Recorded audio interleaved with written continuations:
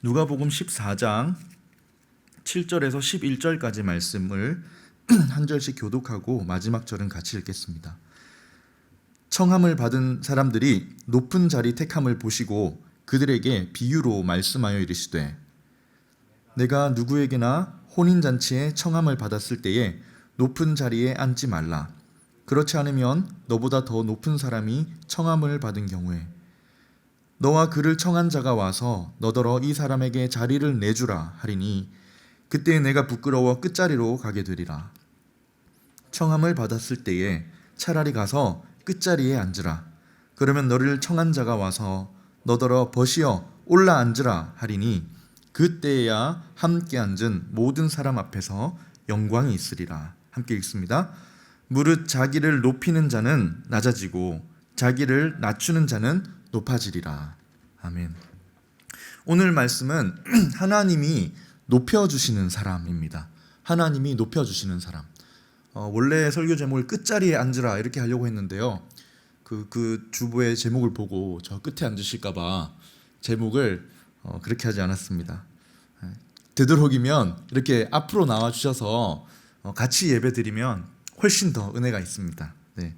오늘은 하나님의 높여주시는 사람이 누구인가에 대해서 함께 살펴볼 것입니다. 11절에 우리가 마지막에 읽었는데요. 예수님이 이렇게 말씀하시죠. 무릇 자기를 높이는 자는 어떻게 됩니까? 낮아지고 자기를 낮추는 자는 높아지리라. 참 이상한 법칙이죠. 세상에는 이런 법이 없습니다. 네. 오늘 11절 방금 읽은 게 핵심 구절이에요. 이 구절이 본문을 풀어가는 열쇠와 같은 구절이 되겠습니다. 11절 다시 한번 중요하니까 읽어보겠습니다. 무릇 자기를 높이는 자는 낮아지고 자기를 낮추는 자는 어떻게 됩니까? 높아지리라. 낮아지리라, 높아지리라. 수동태 문장이죠. 능동태로 해야 될 문장을 수동태로 바꾸면서 지금 주어가 숨겨졌습니다. 누가 낮추실 것이다. 누군가가 너희를 높이실 것이다. 여기 수동태로 바뀌면서 낮아지고 높이시는, 낮추시고 높이시는 주어가 숨겨졌는데요. 누군지 다 짐작이 가시죠. 하나님이십니다. 이런 표현을 신적 수동태라고 하는데요.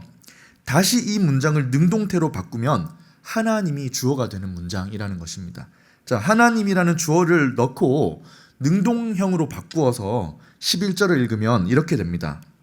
우리 같이 한번 읽어보겠습니다.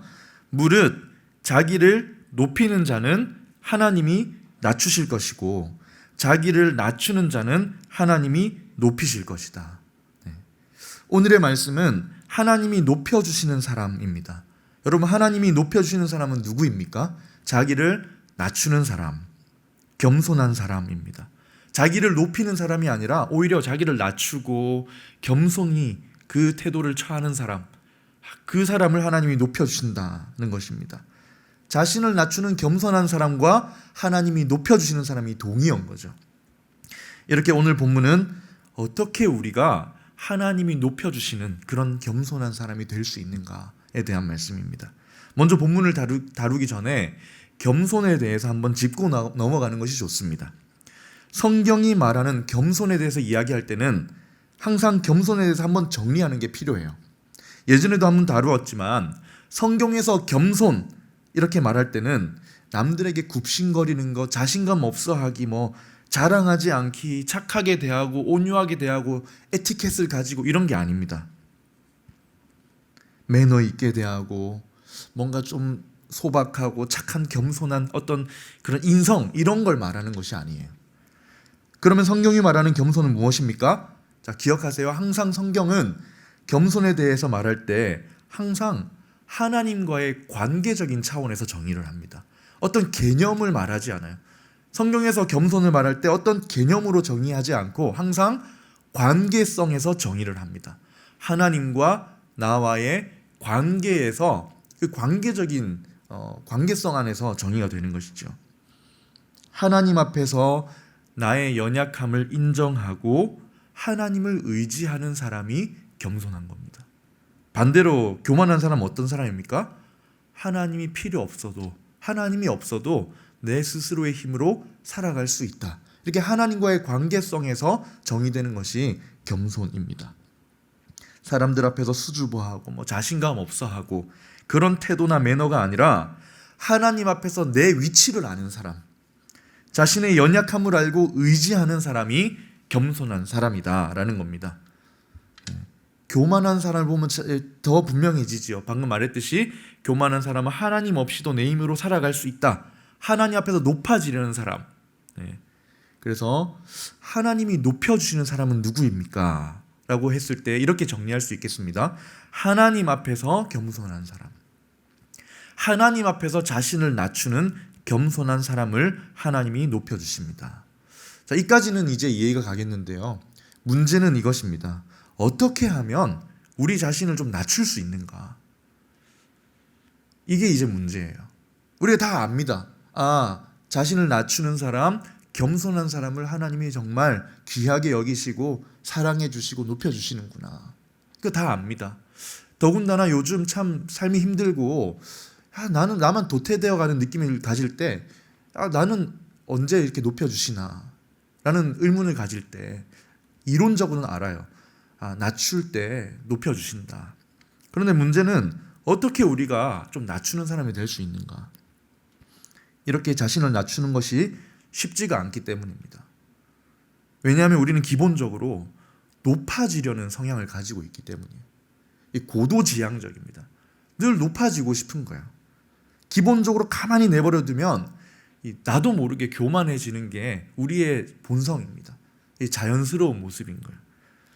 제가 옛날에 읽었던 어떤 책에 이런 게 있었는데요. 미국에서 가장 겸손한 목사로 뽑힌 어느 목사님이 있었다고 합니다. 실제 이게 진짜 그런 대회가 있었는지 모르겠지만 그 목사님의 교회 교인들이 우리 목사님이 가장 겸손한 목사로 뽑혔구나 축하한다고 메달을 선물했다고 합니다.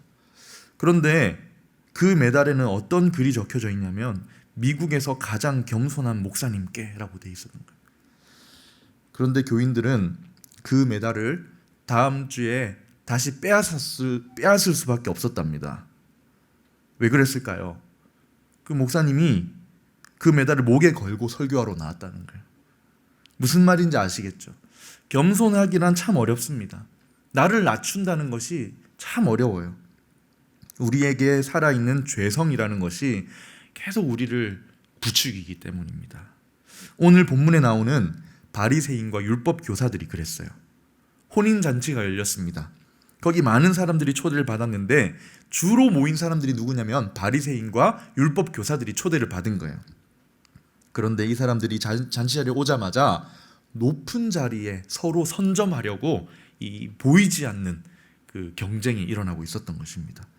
높은 자리를 차지해서 사람들 앞에 내가 너보다 높은 사람이다 라는 걸 보이고 싶었던 거죠.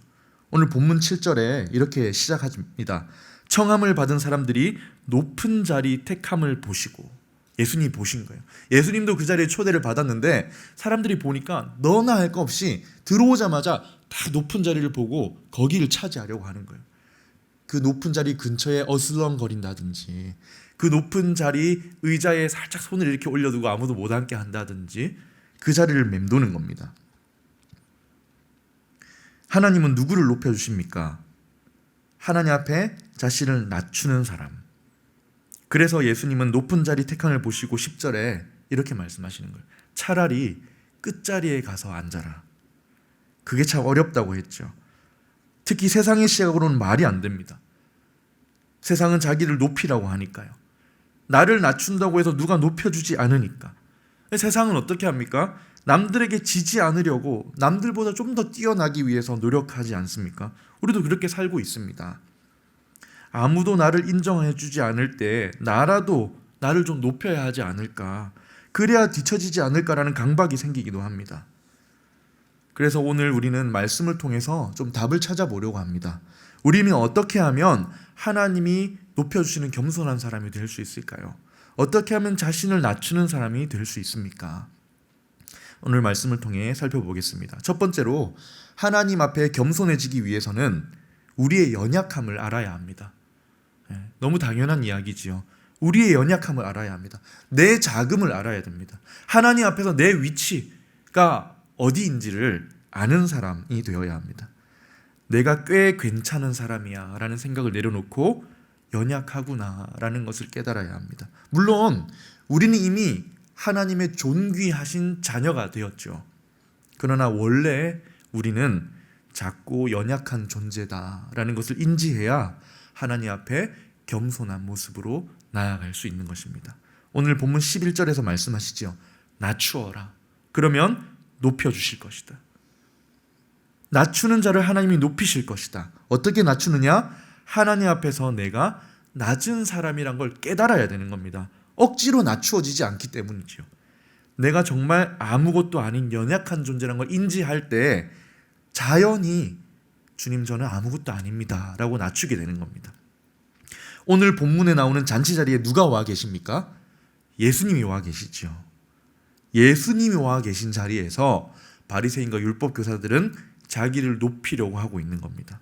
예수님이 가장 귀한 손님이신데 자기가 높은 자리에 앉으려고 하고 있습니다. 그런데 우리를 낮추기 위해서는 먼저 나의 연약함을 인지해야 한다. 여러분, 인류, 사람을 지칭하는 영어 단어 휴먼 아시죠? 이 휴먼, 남녀노소를 가리지 않고 사람을 가리키는 단어입니다. 이 휴먼이라는 영어 단어는 원래 라틴어 후무스에서 파생되어 나온 단어라고 합니다. 라틴어 후무스의 의미가 뭐냐면 흙이에요. 흙, 땅. 그러니까 땅, 흙을 의미하는 후무스라는 단어에서 휴먼이라는 단어가 나왔다는 것입니다. 사람이 가지고 있는 의미 자체가 흙이고 땅이라는 거죠. 이 후무스에서 나오는 또 다른 파생어가 험블입니다. 겸손한이라는 단어죠. 이것이 바로 창세기에서 우리에게 말해주는 인간의 기원입니다. 너희는 흙이다. 인류 최초의 사람인 아담도 히브리어로 아다마입니다. 아다마가 뭐냐면 흙이에요. 우리 인생은 하나님 앞에 흙과 같은 존재다. 이게 성경이 처음으로 우리에게 말해주는 우리의 존재입니다. 시편 103편 14절에서도 이렇게 얘기해요. 이는 그가 우리의 체질을 아시고 우리가 단지 먼지뿐임을 기억하심이로다. 하나님 앞에서 우리가 어떤 존재입니까? 연약한 흙과 같은 존재다. 지금 우리는 하나님의 존귀한 자녀 맞습니다. 2주 전에도 나누었지만 우리는 우리의 현재 가치를 알아야 돼요. 하나님이 우리를 얼마나 귀히 여기시는지. 그러나 동시에 또 무엇을 알아야 합니까? 어떻게 그렇게 되었는지를 알아야 되는 거죠. 하나님이 우리에게 베푸신 은혜가 얼마나 큰지의 가치도 알아야 된다고 했지 않습니까? 이렇게 큰 은혜를 받은 존재, 원래 우리는 연약하고 정말 가벼운 존재였다는 것을 인정할 때 하나님 앞에 낮출 수 있다는 것입니다. 그러나 바리새인들과 율법 교사들은 그걸 몰랐던 거예요. 이런 마음이 있었습니다. 나는 너보다 낫다. 나는 아무리 못해도 너보다는 낫다. 왜냐하면 하나님이 나에게 율법을 연구하고 가르치는 특권을 주셨기 때문에 나는 너보다 낫다. 이런 우월감이 항상 있었던 사람들입니다. 이들의 교만은 인간관계에서 자신을 높이는 차원을 넘어서 하나님이신 예수님께로 향한 겁니다. 지금 잔치 자리에 예수님이 와 계시지만 자기가 높은 자리에 앉으려고 하는 거죠. 이들에게는 내가 하나님의 은혜가 필요한 연약한 죄인입니다 라는 인식이 없습니다. 하나님의 긍휼이 필요한 정말 낮은 연약한 존재입니다 라는 인식이 없습니다. 나는 꽤 괜찮은 사람이고 나는 저 자리에 앉아야 될 사람이라는 그런 사람이라는 착각이 있었던 것이죠. 당당한 거예요. 하나님 앞에서도 높은 자가 되려고 합니다. 이런 자는 어떻게 됩니까? 하나님이 낮추실 것이다. 본문을 더 잘 이해하기 위해서 당시 식탁 구조를 조금 보면 더 이해가 갑니다. 당시 식탁은요, 이 U자형의 구조였어요. U자형. 그리고 U자 바깥쪽으로 이렇게 둘러앉는데 가장 아래쪽 굽어진 쪽에 주인이 앉습니다. 그러면 그 주인이 앉은 오른쪽에 가장 귀한 손님이 앉고요. 높은 손님이 앉고 그 왼쪽에 그 다음 높은 손님이 앉아요. 이런 식으로 양옆으로 오가면서 이 서열이 정해진다고 합니다. 주인으로부터 시작해서 갈수록 낮은 자리가 정해지는 것이죠. 이 사람들은 그래서 그 자리, 높아 보이는 자리, 높아지고 싶은 자리, 거기를 앉고 싶어 했던 것입니다. 그래서 예수님이 하신 말씀이 무릇 자기를 높이는 자는 하나님이 낮추실 것이고 자기를 낮추는 자를 하나님이 높여주실 것이다 라고 하신 겁니다. 여러분, 우리도 때로 착각에 빠질 때가 있습니다. 의도적이지가 않아요. 사실 의도성이 없이도 자연스럽게 우리는 꽤 괜찮은 사람이다 라는 착각에 빠질 때가 있습니다. 그런 생각이 들면 어떻게 됩니까? 하나님의 은혜를 구할 줄 모르게 됩니다. 자기 연약함이 안 보이니까 이대로도 괜찮다라고 생각하게 되는 거죠. 하나님 앞에서 자기가 꽤 괜찮은 사람을 갖게 되면 반드시 사람과의 관계에서도 티가 나게 됩니다. 거만해지기 쉽고 나는 아무런 문제가 없는 사람이고 내가 낫다라는 거만함을 가지기가 쉽습니다. 이런 사람을 하나님이 낮추시겠다 하시는 거예요. 여러분, 하나님이 높여주시는 사람은 어떤 사람입니까?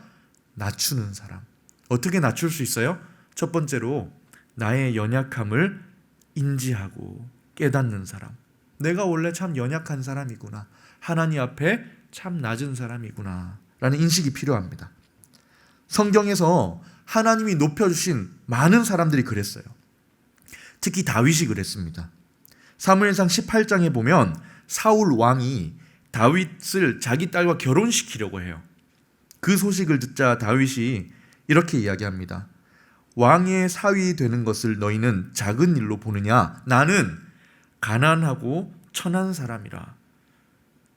여러분, 지금 다윗이 어떤 상황이냐면 골리앗을 죽인 직후입니다. 골리앗을 죽이고 이겼고 왕궁에 들어갔는데도 불구하고 그의 어깨가 높아져 있지 않습니다. 항상 나는 작은 사람이다. 다윗은 나중에 왕이 된 후에도 내 위에는 하나님이 계시고 나는 작은 사람이다 라는 고백이 계속 이어집니다. 다윗의 시편을 보면 계속 나의 왕이신 하나님, 나의 피난처 하나님, 그런 고백이 많이 나오거든요. 시편 5편 2절에 이렇게 고백합니다. 나의 왕, 나의 하나님이여, 내가 부르짖는 소리를 들으소서. 내가 주께 기도합니다. 여러분, 높아지라고 부추기는 세상에서 살고 있지만 내 연약함을 기억하고 하나님 앞에서 나의 연약함을 기억하고 하나님 앞에 겸손히 겸허한 마음으로 자신을 낮출 수 있는 우리가 되면 좋겠습니다. 내 연약함을 잊지 않으시고 은혜 주시는 하나님 앞에 나를 낮출 때 하나님이 높여주실 줄 믿습니다. 첫 번째로 하나님이 높여주시는 사람은 낮추는 사람인데 자기 연약함을 알아야 낮출 수 있다고 했죠. 두 번째로 또 어떻게 하면 우리가 좀 우리를 낮출 수 있느냐? 이제는 반대로 높이 계신 주님을 바라봐야 합니다. 나의 작음을 알고 그분의 크심을 이제 바라봐야 하는 것이죠. 낮은 곳에서 높으신 주님을 바라봐야 합니다. 잔치 자리에 계신 우리의 삶에 함께 하시는 예수님을 바라보아야 그 앞에 내가 작은 존재임을 알고 낮아질 수 있는 겁니다. 오늘 본문에 보면 잔치에 가장 귀한 손님이 계십니다. 가장 높은 손님 누구십니까? 예수님이시지요. 예수님이 와 계십니다. 그러면 바리새인과 율법 교사들은 그걸 봤어야 합니다. 예수님을 보고 그 앞에서 내가 앉을 자리가 아니구나. 그리고 자신을 낮추고 끝에 가서 앉을 수 있어야 했습니다. 그러나 높은 자리에 앉으려고 했죠. 그래서 예수님이 들려주신 비유가 오늘 본문입니다. 혼인잔치에 청함을 받았을 때에 라고 시작하는 비유를 들려주십니다. 8절을 한번 읽어보겠습니다. 내가 누구에게나 혼인잔치에 청함을 받았을 때에 높은 자리에 앉지 말라. 그렇지 않으면 너보다 더 높은 사람이 청한 경우에. 혼인잔치 비유는 예수님께서 마지막 날에 우리에게 베푸실 구원의 잔치에 대한 비유이기도 합니다. 마지막 날에 신랑이 되신 우리 주 예수님과 함께 영원한 생명을 얻게 되는 그날, 스스로를 높인 사람을 낮추시고 낮은 자들을 높이신다는 그런 비유이기도 합니다. 여러분, 우리에게 가장 크신 분이 누구십니까? 예수님이시죠. 혼인잔치에 우리를 초대하시는 분도 예수님이십니다. 이 주인은 청함받은 사람의 순서를 정하기도 하시고 낮은 자리에 앉는 사람을 높이기도 하시고 높은 자리에 앉는 사람을 너 저기 내려가라고 낮추기도 하시는 겁니다. 8절 9절을 다시 읽어볼게요. 내가 누구에게나 혼인잔치에 청함을 받았을 때에 높은 자리에 앉지 말라. 그렇지 않으면 너보다 더 높은 사람이 청함을 받은 경우에 너와 그를 청한 자가 와서 너더러 이 사람에게 자리를 내주라 하리니 그때 내가 부끄러워 끝자리로 가게 되리라. 여러분, 우리가 하나님 앞에 겸손해지려면, 낮추는 자가 되려면 어떻게 해야 합니까? 우리의 주인이신 예수님을 바라봐야 합니다. 잔치 자리에 계시는 예수님을 봐야 합니다. 그 앞에서 자신을 낮추어야 하는 겁니다. 여러분, 이게 늘 일어나는 곳이 어디냐면 예배의 자리입니다. 예배의 자리. 왕이신 나의 하나님, 제가 하나님을 예배하러 왔습니다. 우리가 하나님을 섬기러 왔습니다. 이 매주 예배에 나올 때 그런 고백이 있어야 되는 거예요. 높으신 하나님 앞에 연약한 우리가 나와왔습니다. 낮고 낮은 죄인을, 연약한 우리를 높여주시고 하나님의 자녀로 만들어 주십시오. 이 고백이 이 예배의 자리에서 일어나는 것입니다. 하나님이 높여주시는 사람, 그 사람은 자기를 낮추는 사람이라고 했는데 어떻게 합니까? 연약함을 아는 사람이 할 수 있고, 두 번째로 높으신 주님을 바라보는 사람이 되어야 된다고 했습니다. 세 번째, 마지막 세 번째입니다. 자기를 낮추기 위해서 우리는 낮추는 자에게 주시는 은혜를 알아야 합니다. 하나님 앞에 그러면 겸손한 자, 자기를 낮추는 자가 되면 하나님이 그를 어떻게 높여주는지 그 은혜를 알면 낮아지는 것이 나쁘지 않구나. 우리가 낮아지는 것이 우리가 가야 할 자리가 맞구나. 이걸 알게 된다는 겁니다. 오늘 본문 10절에 보면 나옵니다. 우리가 가장 낮은 자리, 가장 끝자리에 가서 앉을 때 우리를 초대한 자가 와서 우리를 부르며 이렇게 세웁니다. 그리고 거기 앉지 말고 친구여, 올라와서 같이 앉자라고 하는 거예요.